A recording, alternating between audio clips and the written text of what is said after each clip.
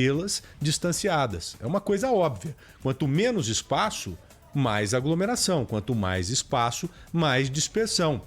Ou você acha que quem, por exemplo, vai aos parques aos finais de semana, ou sempre foi, e está em casa hoje, no final de semana, vai deixar de ir para algum lugar e vai ficar dentro de casa? Mas jamais. Não, vai sair, vai para algum lugar.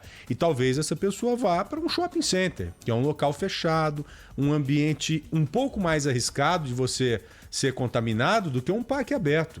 Por exemplo, exatamente. Então é uma decisão que chega em um momento legal, um momento importante. Gostei dessa do governo do estado, da prefeitura da cidade de São Paulo, em já liberar os parques a partir desse final de semana, que teremos aí um feriadão prolongado, Aninha. Vamos falar então com o Edmilson, que está nos aguardando. Ele está lá na Itália e a gente vai conversar com ele agora. O Edmilson Souza mora há anos já na Itália, na região da Lombardia, e vai falar sobre a piora da Covid-19 no país. O Edmilson, que é um cara bacana pra caramba, eu tô me lembrando dele, vendo a imagem aqui. Quando a Aninha disse que entrevistaríamos você novamente, Edmilson, eu falei, pô, é aquele cara boa praça, meu. Aquele mesmo. cara gente boa, olha lá o sorrisão dele. E aí, Mirso, tá tudo bem aí, Edmilson? Muito boa tarde, Joel da Atena, Ana Paula Rodrigues e ouvintes da Rádio Bandeirantes espalhados por todo o mundo. Tudo bem, graças a Deus. Tudo bem nada, hein, meu? Tá tudo fechando de novo aí, hospital de campanha reabrindo, ou seja, o bicho tá pegando. Vocês devem estar vivendo aí uma frustração sem igual, hein? Joel, o sentimento é justamente esse. Você definiu muito bem, foi muito feliz na sua definição. O sentimento que temos é o sentimento de frustração.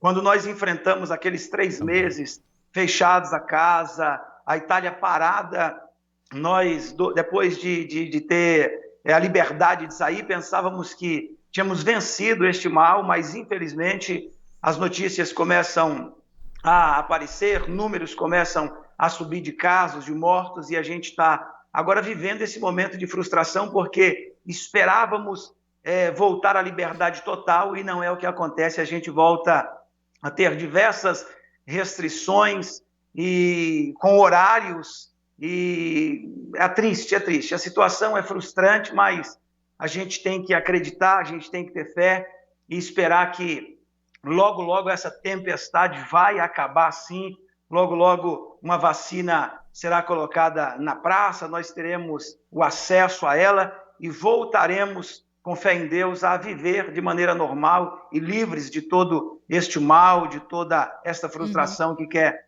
roubar a paz e tomar conta do coração. E de que tipo de restrição a gente está falando, Edmilson? O que mudou aí na rotina de vocês ou está para mudar nos próximos dias? Nós tivemos uma pequena restrição que a partir das 11 da noite não podíamos estar nas ruas e pensávamos que seria somente esta medida tomada, e a gente encarou com uma certa aceitação essa medida, mas depois de uma semana, essa medida se estreitou e agora continua valendo. A partir das 11 horas da noite, ninguém pode estar nas ruas, a não ser se a pessoa estiver voltando do trabalho, mas os bares, restaurantes, eles devem fechar a partir das 18 horas, o que está causando no país uma discussão muito grande. E os shoppings fecham nos finais de semana, restaurantes e bares, como eu já disse, e aí tem uma lista, um elenco muito grande do que pode e do que não pode funcionar. Teatros, cinemas fechados, salas de bingos, que aqui na Itália é muito normal, fechados também. As atividades esportivas de maneira amadora estava liberada. Eu, inclusive, coloquei o meu filho na escola de futebol, ele foi 2 semanas, e de repente foi novamente cancelado essa liberação. Somente o esporte ou nacional ou de caráter internacional que pode ser feito aqui na Itália, e a gente está em casa trancado. Não pode novamente, as piscinas, academias voltaram a fechar na Itália aqui. Bom, então já tem toque de recolher aí, até às 11 horas. Já, a partir das 11 horas ninguém pode ficar na rua. Eu estou imaginando aqui, Edmilson, que a população deve estar bem relutante para cumprir essas regras, porque não deve ser fácil. Eu estou imaginando a possibilidade de você colocar algo similar aqui no Brasil novamente daqui a alguns meses. Acho que dificilmente a população brasileira cumpriria essas novas regras. Principalmente porque nós experimentamos, ô Edmilson, nós brasileiros e vocês aí da mesma forma, algo muito complicado e difícil, que é a falta de dinheiro. Né? Porque a pandemia afetou as pessoas, matou pessoas, mas ela fez com que muita gente perdesse o emprego e não conseguisse, de repente, sustentar a sua família. E é uma condição desesperadora. Tenho certeza que há muita gente nos ouvindo agora que está passando por esse momento difícil ainda como consequência da pandemia. Então é inimaginável você falar em fechar estabelecimentos comerciais novamente aqui no Brasil. Queria entender como tem funcionado na cabeça de vocês aí na Itália. Se os italianos, em especial aí da Lombardia, estão relutantes, estão brigando, estão achando ruim esse fechamento, esse novo toque de recolher, para entender como pensa o ser humano, né, Edmilson? A desobediência, né? Isso. Está acontecendo ou não? Joel, eu vou ser bem claro nesta resposta, diante dessa pergunta que você me fez, é o seguinte: as pessoas que têm os seus comércios, essas pessoas são bem relutantes concernente a esse novo decreto, porque elas estão diante de contas a pagarem, funcionários que precisam receber os seus salários, e elas dizem que não tem como sustentar ou pagar todas essas contas diante destes horários restritos de funcionamento. Mas a nação, daquilo que eu tenho percebido, as pessoas comuns, as pessoas elas estão sim aceitando esse novo decreto porque viveram toda aquela realidade cruel que a Itália enfrentou. Então, de um lado eu vejo os comerciantes dizendo que não tem condição de continuar desta maneira, de um outro lado eu vejo as pessoas comuns assustadas com este número que aumenta a cada dia de casos na Itália e dizendo que, se for preciso, volta sim a ficar dentro de casa, porque nós italianos, eu já fazendo parte aqui do país, nós não queremos viver novamente tudo aquilo que nós vivemos. Foram 3 meses trancafiados em casa e aquilo, para nós, foi um horror. Não, eu me lembro dos corpos que ficavam dentro das casas e não podiam ser recolhidos. Que houve um colapso, né? Já não havia condição de resgatar todas as pessoas. É verdade. Você trabalha com o que, Edmilson, mesmo? Eu não me recordo, por favor. Eu trabalho na área de logística, faço entregas para um grande site que está crescendo em todo o mundo, então eu trabalho com entregas. A gente faz cerca de 100 entregas por dia aqui no centro de Milão. Então para você o mercado de trabalho deve estar ótimo, né? Porque as entregas cresceram muito nos últimos meses. Aqui na Itália, este mercado cresce 30% ao ano.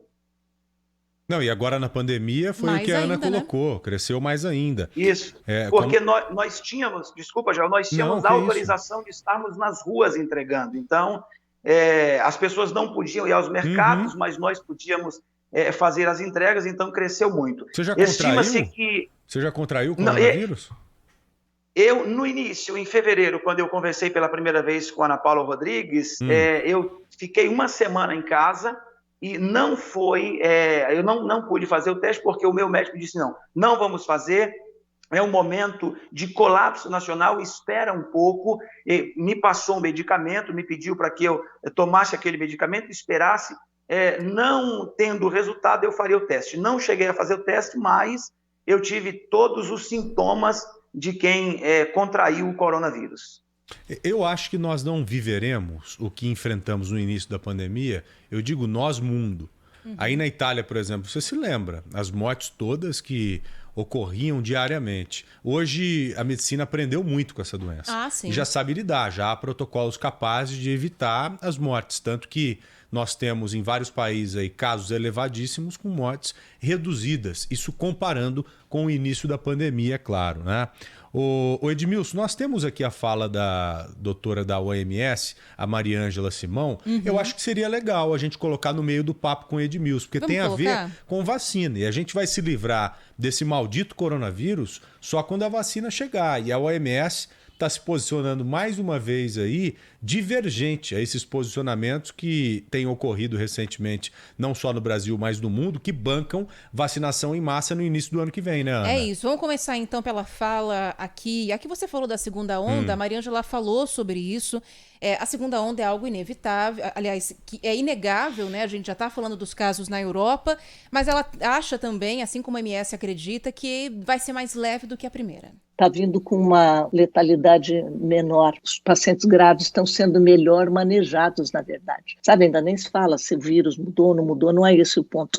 O ponto é que você já sabe como tratar melhor na UTI. Você já sabe que você não pode esperar até o paciente ficar grave para internar. Então já tem um conhecimento gerado nesse ano. Isso vai estar conosco o ano que vem inteiro ainda. E não pode baixar a guarda nesse sentido. Não pode baixar a guarda, inclusive, porque as vacinas estão indo bem, os testes têm sido satisfatórios, mas para o ano que vem não há ainda expectativa de vacinação em massa. Isso porque até que haja comprovação da eficiência delas, o cadastro nos órgãos de saúde e a aprovação, é um processo que leva tempo. E aí, sem doses para todo mundo, a recomendação da OMS é que os grupos prioritários sejam vacinados primeiro. A questão do em massa é uma incógnita ainda, né? A gente tem uma certeza absoluta que o ano que vem não tem vacina suficiente para todo mundo, né? E que você vai ter que priorizar algumas populações. Tudo isso leva a crer que a vacina vai estar disponível para grupos prioritários em abril, maio, junho do ano que vem. E até para acelerar um pouco esse processo, a OMS determina ou aceita vacinas que demonstrem eficácia de pelo menos 50%. A Mariângela Simão fala que isso está abaixo do que foi considerado para a criação de outros imunizantes, mas deve já ser eficiente o suficiente para que a gente consiga frear a pandemia da Covid-19. É diferente de outros surtos ou de outras doenças preveníveis por vacina. Então, até 50% de eficácia está sendo considerado que teria um impacto positivo na transmissão da doença e o que a gente fala de acabar com a fase aguda dessa pandemia, né? Porque ainda não vai dar para vacinar todo mundo. Nunca foi atingida a imunidade populacional sem ter uma vacina. É isso. O Edmilson, a gente tem visto aqui uma briga muito grande envolvendo as pessoas, né, no Brasil, falando principalmente da obrigatoriedade ou não para a vacina. Eu não vou tomar essa vacina, eu vou tomar, não aceito que ela seja obrigatória, aceito, acho que tem que ser obrigatória mesmo. Tem uma discussão muito grande. Aí na Itália há esse tipo de discussão, as pessoas estão negacionistas, relutantes para tomar a vacina assim que ela estiver pronta ou não? O que você tem ouvido no dia a dia aí a respeito? O que eu tenho ouvido no dia a dia a respeito de tomar a vacina é que todos estão esperando ansiosos a vacina para poder tomar, para poder sentir-se livre de tudo isso. Agora, no governo há uma discussão sobre isso. O presidente Conte, que é o presidente da Itália, ele disse que esta vacina, as pessoas precisam ser livres para a escolha. Eu quero tomar ou não quero tomar. O seu opositor, que é o Renzi, diz que precisa ser obrigatória a todos. E o Salvini, que é um outro opositor, está ali no meio da discussão também, dizendo que precisa ser obrigatório. Então, tem essa divisão, mas de forma acentuada na política. Naqueles que mandam no país, o presidente dizendo que as pessoas precisam ser livres para escolher, a oposição dizendo que não, dizendo que precisa haver ser obrigatório, e as pessoas esperando, querendo tomar a vacina. Então está muito parecido com a situação que a gente tem aqui, né, Joel? Com o próprio poder público dividido entre a obrigatoriedade ou não da vacina. Mas, inclusive, a Mariângela falou algo nessa entrevista. Aqui a gente não separou esse trecho, mas tem algo que ela fala que é muito interessante. Gente, primeiro vamos achar a vacina?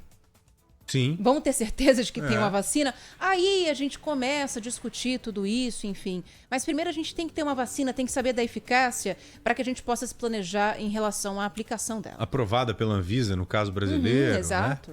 Né? Edmilson, você que já contraiu o coronavírus lá em fevereiro e está teoricamente imune a ele até agora, você tem algum tratamento diferenciado aí na Itália como profissional? Você é tratado como linha de frente, é colocado em algumas situações em que quem não contraiu não é colocada? Há essa diferenciação no dia a dia ou não? Não, essa diferenciação é somente no momento em que você fica em quarentena, que você fica em casa preso para não ter o contato, mas vencendo esse tempo de quarentena, o tratamento é igual a todos. Falando um pouco sobre a vacina aqui da Itália, eu li que a Itália, a Alemanha, a França e os Países Baixos firmaram um acordo em âmbito europeu para o fornecimento desta vacina e serão cerca de 400 milhões de doses. E a distribuição começa agora no final de novembro. A gente está ansioso por isso também. Voltando, Joel, só para citar um dado a respeito do comércio, a respeito da economia, com este novo decreto que bares e restaurantes devem fechar às 18 horas, estima-se que com este novo decreto a Itália deixa de faturar cerca de 17,5 milhões de euros neste quarto período do ano.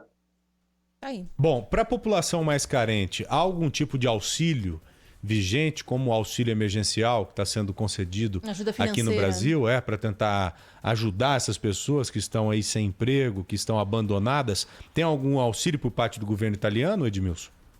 Tem sim. No primeiro momento da pandemia, eram cerca de 600 euros e nós começamos a ouvir informações que para esse segundo momento será maior, ou mais do que os 600 euros, este auxílio para as pessoas carentes aqui da Itália.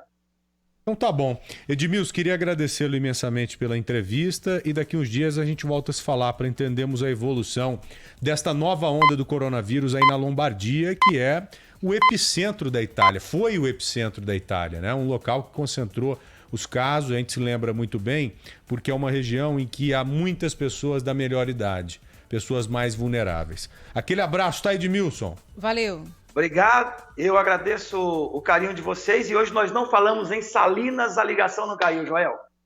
Não falamos em Salinas, que é a cidade dele aqui, Esse né, é lá no da Brasil. terra da cachaça, né, meu mineiro. irmãozinho? É verdade, cara. É caminho ali, eu sou de Vitória da Conquista, inclusive é baiano, lembrei, verdade. lembrei. Já lembramos de tudo. A camisa do Conquista está aqui em homenagem à minha cidade. Olha aí. Mas a gente falava dos caminhos da Bahia para São Paulo e você citou Salinas, a ligação caiu. Passa por Montes Claros, Grão-Mogol, Salinas, São Francisco de Sá. Ô, bicho, que frio que faz lá em Vitória da Conquista, hein? Faz? É inacreditável frio na Bahia, Aninha. Fala pra ela quantos graus você já pegou de mínima lá, por exemplo, em Vitória da Conquista, Edmilson. A gente chega a pegar 5 graus. Que isso, é pior que São Paulo. Nós estamos a cerca de 1.000 metros acima do nível do mar e é considerada a Suíça brasileira. Ô Edmilson, aí você sai de Vitória da Conquista, vai em direção ao litoral lá, passa em Jequié, que tem a manteiga de leite, manteiga de garrafa. Você conhece, é claro, Jequié. A carne de sol, claro, passa em Jequié, vai lá em direção a Itabuna, Ilhéus e assim por diante. É isso aí, meu irmãozinho? É isso aí. Então, é isso mesmo. O Brasil é maravilhoso, né? Que coisa fantástica. Demais. Valeu, Edmilson. Um abraço pra você, viu? Fica com Deus aí. Um beijo na sua família. Obrigada de novo. Um abraço aos irmãos do Capão Redondo e Jardim Ângela, onde cresci. Um beijo. Boa, garotão. Jardim Ângela, terra do Cafu, né? Grande Cafu, um dos maiores jogadores da história do futebol brasileiro.